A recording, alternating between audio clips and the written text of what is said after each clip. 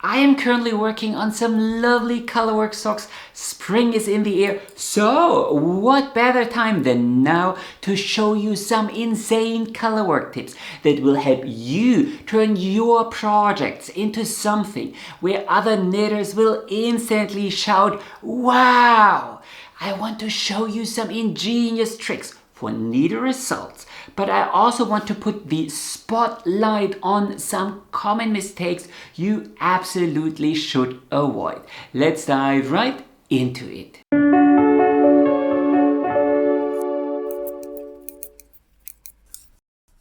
The probably biggest problem when it comes to stranded colorwork is managing the floats and maintaining an even tension across all rows and rounds. One moment of inattention could lead to a single tight float, and that single tight float could possibly wreck your whole project. But there are a couple of super easy tips to prevent this kind of disaster. Here is my first tip. Whenever you do color work in the round, use circulars and the traveling magic loop technique. So I love my double pointed knitting needles, and I find circulars way too fiddly and cumbersome, but the second I need to do color work in the round, I will switch to my circulars. Let me show you how. So here's how I do it. After I finish knitting across one knitting needle, I pull here on the cable to slide this knitting needle back and turn things around. And then I can push my knitting needle here back into the stitches. And now I can pull out the back needle, but I'm not pulling it out all the way. Rather, one stitch after the previous color change. So see the single red yarn here, one stitch after that. So after that white stitch, I'm squeezing my knitting needle and my cable through, and then I continue knitting as such. So why is this helpful? Well, my first stitch here on the knitting needle needs to be in the red yarn. So when I need to knit that, here the previous stitch in the red yarn is already on my knitting needle. So as I knit this, I can simply stretch out these stitches to ensure that float will be long enough, and I don't risk ruining my tension in that spot. Now let's compare that with the regular magic loop technique, where I pull out the knitting needle all the way. So let's take a look. I have 3 stitches here in white and 1 in red. My next stitch, or the first stitch on the next needle, needs to be in red. So if I grab the yarn doesn't follow this path here, but it can take the diagonal. So let's show that to you from a normal perspective. So here I'm going to knit this stitch here. And now this is the big problem. Here, see here, this is our little float. And now I need to make sure that this float is long enough, but it's just, so what you can do, you can sort of knit the next stitch and then try to sort of stretch things out like so. But one moment of inattention will spell disaster, and this float will be way too short. In a similar vein, you could also opt to knit Fair Isle projects inside out. Let me show you what this achieves. So normally when we do stranded knitting, we knit like so, with the right side or the outside facing us. But nothing whatsoever speaks against inverting your project. So I'm just going to pull things here through the middle like so, and suddenly the wrong side with all those floats is facing me here. But I can still continue knitting. So I don't need to purl or any such thing. I just flip things around. So why does this matter? It is actually very simple. Your knitting isn't just a thin line and a circle, but rather it has a certain thickness. And this is very important. If you do normal knitting, you carry your floats here on the inside. But because this has a certain thickness, this means this circumference here is shorter than if you go around. This here is a lot longer because here your knitting has a certain thickness. Now watch me bridge this gap here. So I'm intentionally not using the traveling magic loop technique. I have 3 stitches here in the white yarn, and now I need to knit 1 stitch in the blue yarn. But because my blue yarn is here on the outside, the fabric is forcing it, the sheer thickness and the resistance of the fabric is forcing it here all the way around, and it cannot take this diagonal. I am already ensuring that my float will be long enough and not too short. And even here, as you knit across your knitting needle and you don't need to bridge any gaps, you are still keeping the floats on the outside. Your fabric is pushing them, as I said, on the outer lane, and they will be ever so slightly longer, stretchier, and often your overall stitch definition and the neatness of your fabric will benefit from this little trick. When knitting stranded colorwork, there is a single golden rule. Whenever you need to bridge more than 5 stitches in a single color, you need to trap your floats. Now I'm going to say something super controversial. I normally never catch my floats, and I would go as far as saying that it is a flawed technique. There is a reason why traditional Fair Isle patterns never have you catching floats, because usually it's just ugly. Catching floats is relatively easy as a continental knitter. So watch as I knit here these stitches in the orange yarn. I always grab the yarn here from the right, always from the right. And now here I need to bridge 6 stitches. So I catch the float in the middle by not picking the yarn here from the right, but rather from the left.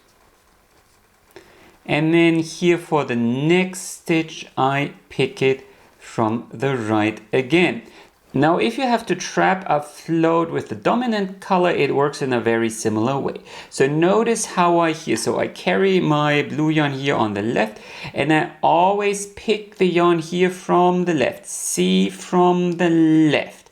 And then here after 3 stitches, I want to catch my float again. So now I need to get the yarn from the right. Now this is typically a little bit more cumbersome because you can't really reach around. So what I do, I'm inserting my thumb here in between these 2 strands. See how I do this? And then I can bring this yarn here to the right from the back, knit it, and then here for the next stitch I can pick it from the left again. Now there are probably 10 different ways to achieve the exact same or a similar result. My issue with all these techniques to trap floats is that as soon as you put your fabric under tension, especially if you always trap the float in the exact same spot, things sort of become visible and all these floats kind of get pushed towards the foreground, pushed towards the right side, and they become sort of visible. And I just don't like this. There's a super easy way to prevent that. So I'm going to knit 3 stitches here in the yellow yarn. And then I'm going to bring the yellow yarn to the foreground, and I'm going to add a yarn over here with the blue yarn, But important, the yellow yarn is in the front. And then I'm going to knit 3 more stitches. So it's going to look a lot like you made a mistake here with this one single yarn over here in the middle, but trust the process. And as you come across this odd little stitch in the next round, you bring the yellow-orange color in this case, or the color you are actually working with, to the front, and then you knit that yarn over with the other color. Bring both to the back again and continue knitting. So let's do that one more time here using the blue yarn. As I come across this odd little stitch here, I bring the active color to the front, knit the yarn over with the other color, bring both to the back again, and continue working across. If you are working on a flat piece, it works in the exact same way. So the color that you knit with comes towards the front.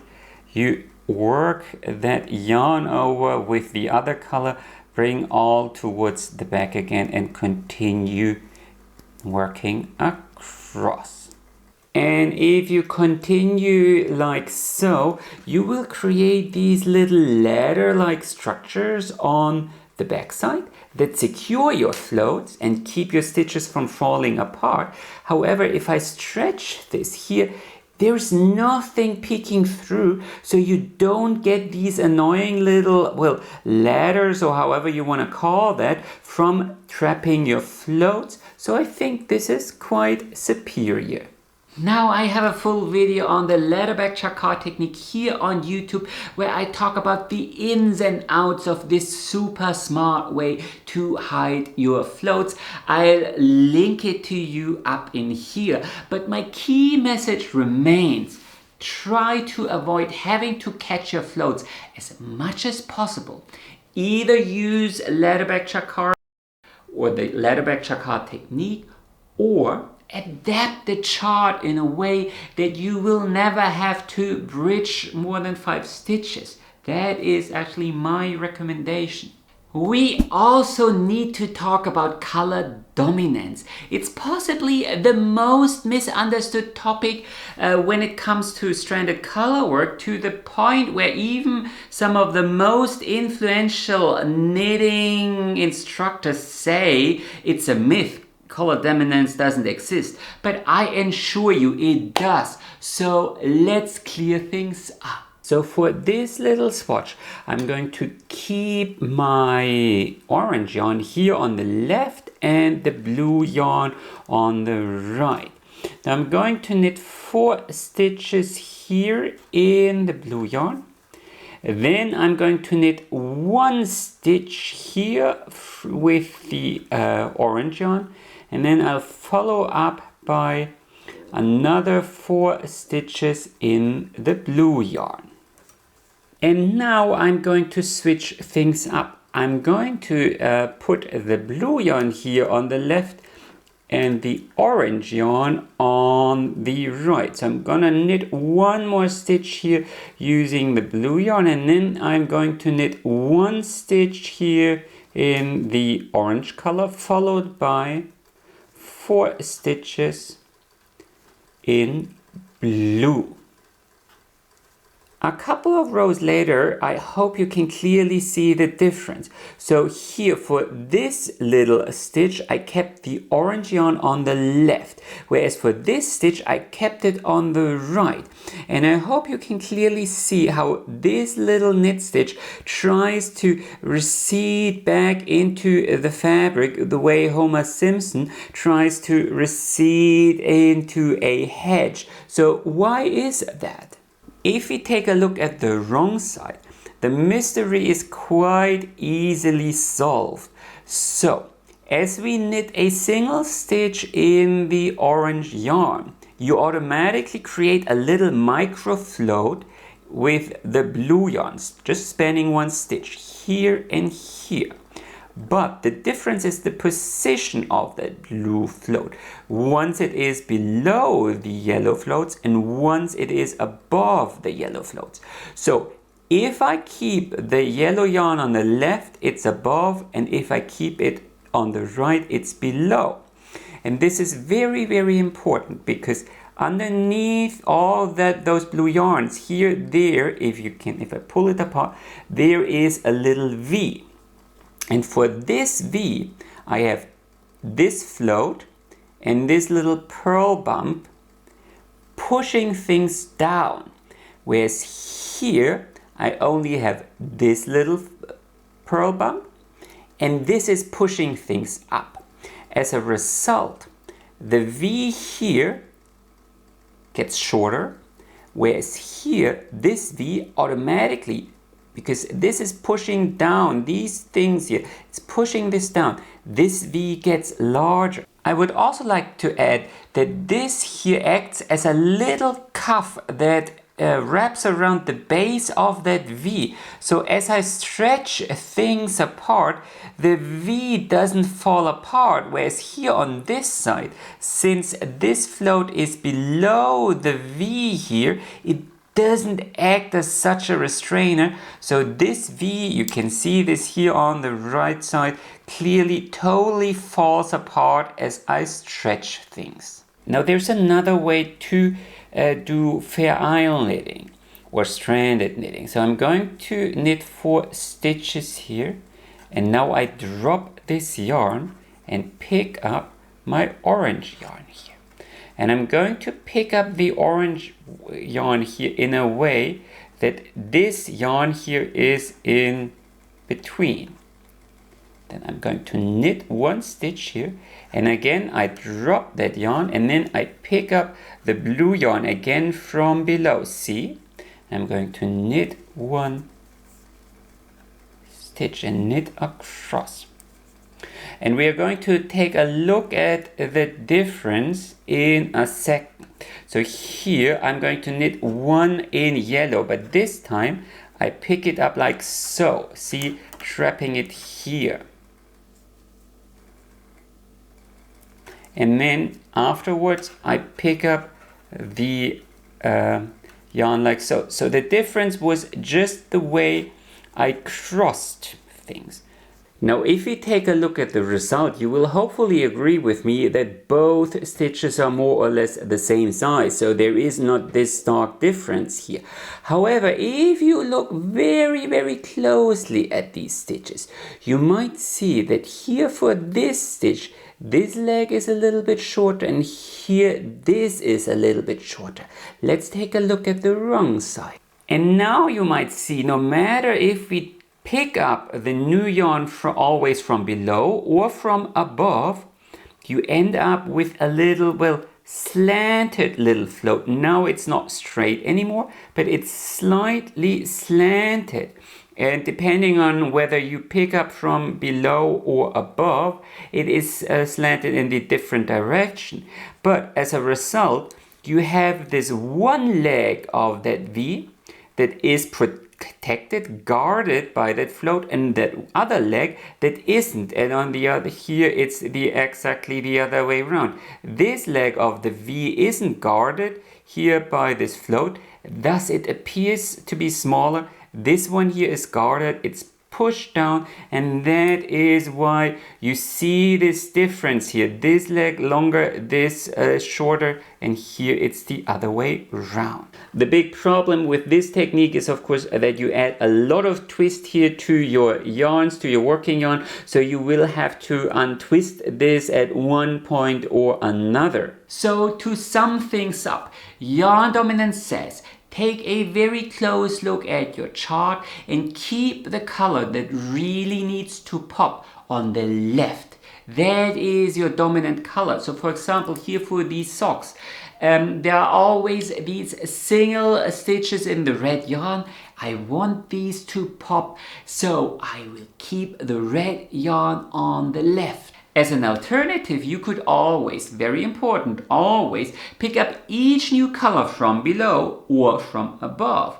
Then each color change stitch will have one leg that is slightly larger and one leg that is slightly smaller.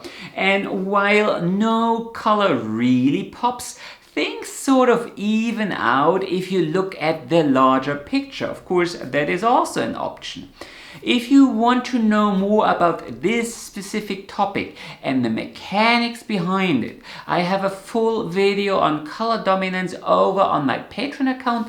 I'll link it to you in the description below. Why not use this opportunity to become a patron, support my work, and gain access to further content and patterns. Another very important topic when it comes to stranded colorwork is joining in a new yarn and weaving in all those ends.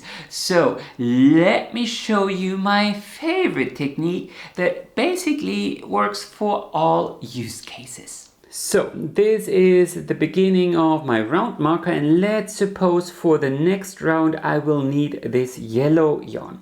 Then 6, 7, 8 stitches before I actually need that yarn, I will place the tail here in between work and working yarn and knit that stitch. And then comes the important bit. With every stitch that I make, I will do that one more time. So I knit one stitch, and then comes here the tricky bit. You need to bring the yarn all the way around. And if you don't have such a handy little ball as I do now, then you kind of need to go all the way like so. So this will be a little bit annoying for a couple of stitches, but you know, it's annoying but manageable. And this will create this little braid here on the back side that is already perfectly secure, so you can, once you're done, you can basically just cut away the excess. And this method of weaving the tails in also works in the other direction. So once you are done with any color, you can just knit one stitch, then bring the tail around both tails, knit the next stitch, bring the tail around both working yarns, or 3 if you have 3. And in this case, it's a lot easier because typically the skein isn't attached to that bit of fiber anymore. So it's a lot less cumbersome. And the tails will be super secure. Now, if you are working with a cotton yarn, possibly I wouldn't use this technique, but typically you don't do stranded color work in cotton yarn. And for any kind of pure sheep wool yarn or so, this is just perfect. You can apply the exact same technique to any flat project. So I'm here on the wrong side, 6, 7, 8 stitches before the end of my row, 6 stitches before the beginning of my next right side row, and I simply place the tail here in between work and working yarn. And then for the next stitch, and this is where it's typically, well, a little bit more tricky, but with a little bit of patience, it works as well. You just wrap the skein here around work and working yarn and purl one stitch. Wrap around.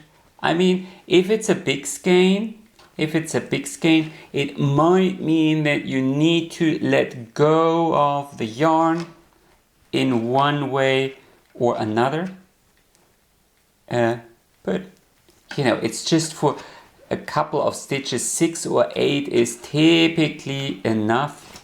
So with a little bit of patience, this will be perfectly doable.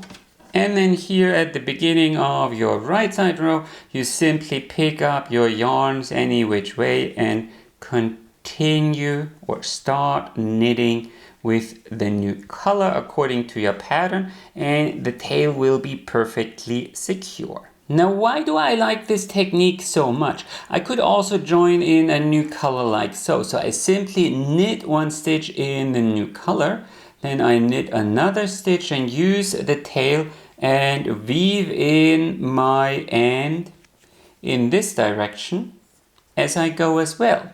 So I could also do it like so. So if we zoom in and focus on this stitch, you can clearly see how this leg of the stitch is not connected here to any other stitch. See, all these other stitches are always connected to the adjacent stitch. This one isn't. Rather, this leg is pulled towards this direction, of course, because we wove in this direction, and you almost see a little hole here. And since it's such an easy fix, I always start here and weave in the tail from this direction.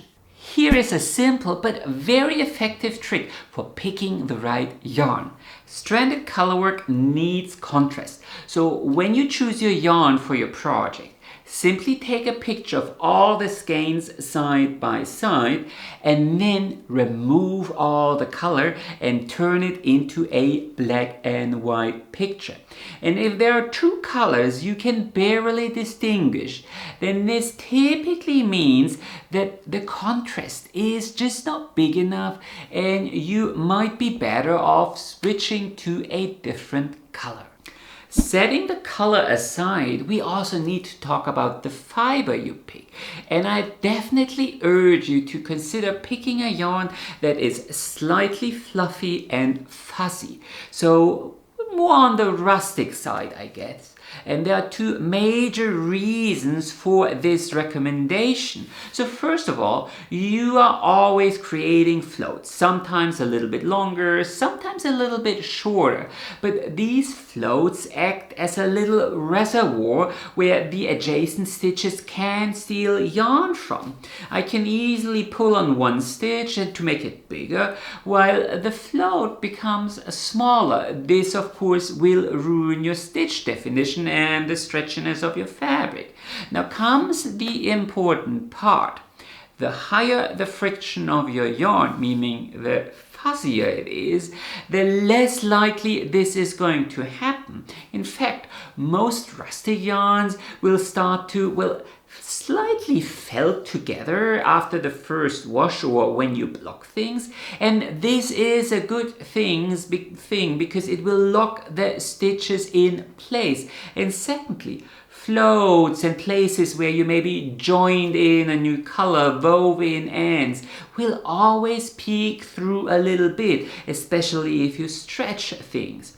However, if the yarn blooms ever so slightly after washing, those little fluffs, those little hairs will close those gaps, and your overall design will be so much neater, as opposed to knitting stranded colorwork with very smooth cotton yarn, where as soon as you stretch things, the whole understory will become visible. And I personally think that's just not ideal.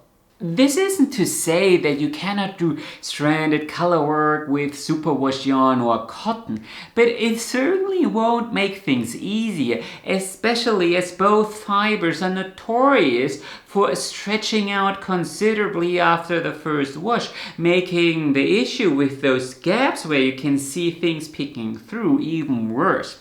And in that context, do consider knitting any sort of stranded colorwork with a relatively small needle size.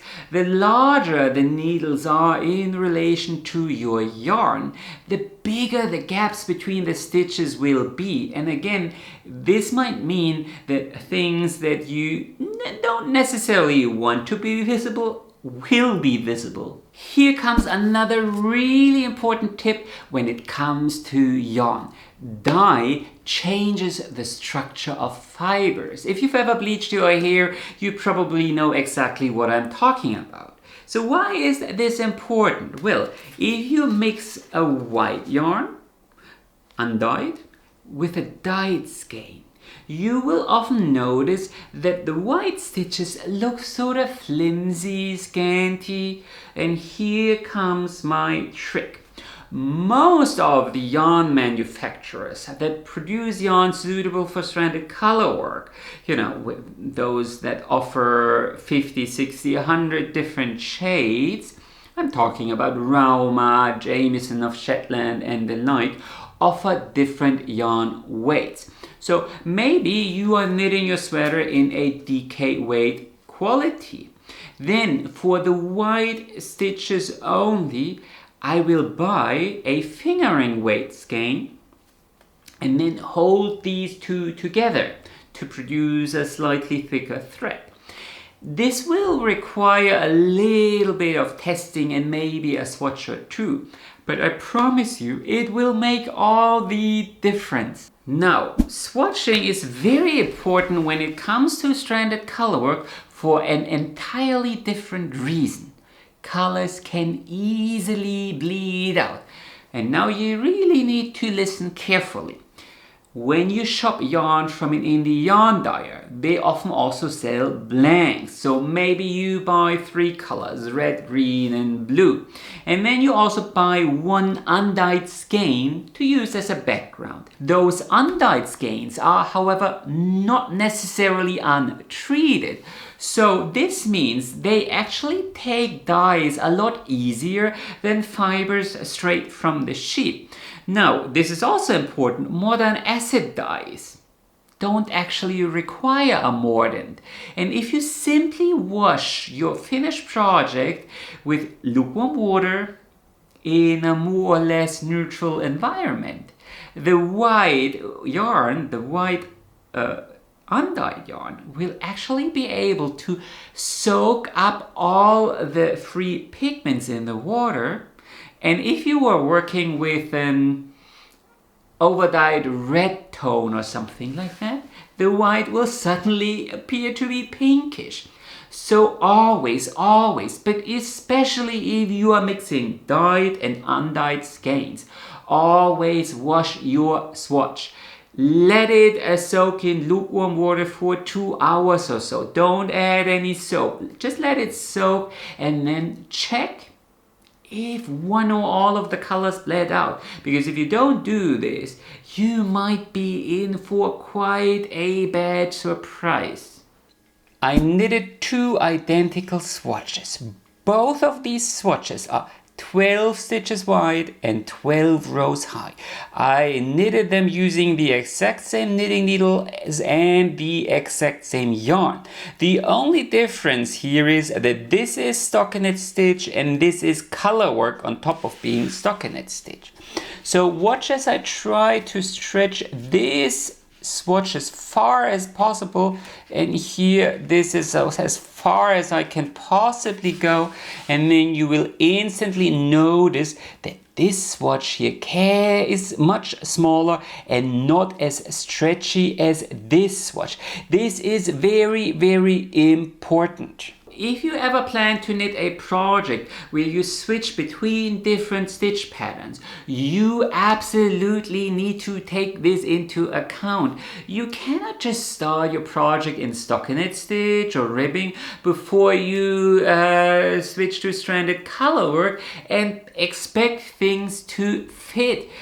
You need to adjust your gauge. Say you knit a sweater top down, so you might knit the collar in ribbing and use a 3mm needle. Then you switch for color work to knit the yoke and use 4mm needles, and then you switch to 3.5mm needles to finish the rest of the sweater in stockinette stitch. Sometimes you might even have to sneak in an increase or decrease depending on in which direction you knit. Ultimately, this means you probably will have to knit a couple of different swatches, one swatch for each stitch pattern. And neither I or some other random person on the internet will be able to tell you which exact needle size you need to pick. It really means knitting multiple swatches. I know it's horrible, but that's the only correct answer.